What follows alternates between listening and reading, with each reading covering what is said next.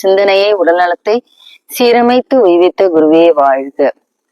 இப்ப பாத்தீங்கன்னா பெண்களுக்கு முக்கியமா மாதவிடாய் காலங்கள், அதுக்கப்புறம் பிரெக்னன்சி டைம், அதுக்கு அடுத்து பாத்தீங்கன்னாக்க மெனோபாஸ், இது மூணுமே ரொம்ப ஒரு காலகட்டம் ரொம்ப முக்கியமான ஒரு காலகட்டம்.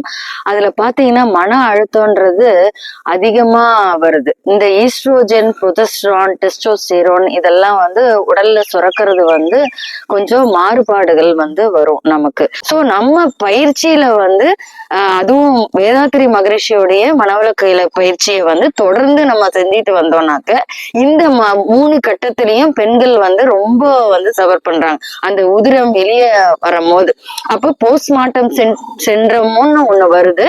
அதுலயும் அதாவது குழந்தை பிறப்புக்கு அப்புறம், அதாவது அதுக்கு அடுத்து மனநிலை மாற்றங்கள். மெனோபாஸ்ல பாத்தீங்கன்னா 63 வகையான மனநிலை மாற்றங்கள் நமக்கு வருது. சோ அதெல்லாம் பாத்தீங்கன்னா இந்த மனவளக்கலை பயிற்சியை நம்ம தொடர்ந்து செஞ்சிட்டு இருக்கும் போது மனம் அமைதி நிலையிலேயே வருது.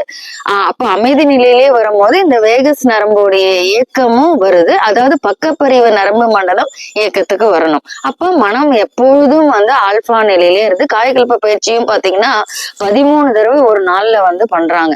சோ அப்ப விட்டு விட்டு நம்ம பண்ணும் போது அந்த அஸ்வினி முத்திரையும் உங்களுக்கு ஓஜஸ் பிரத்தும் நம்ம பண்ணும் போது அந்த மனம் அமைதி பெறுது. இந்த அமைதி பெறுது நம்ம தக்க வச்சுக்கிட்டோம்னாக்க கண்டிப்பா பெண்களுக்கு ஒரு உயர்ந்த பயிற்சியாக இருக்கு. வாழ்க வளமுடன்.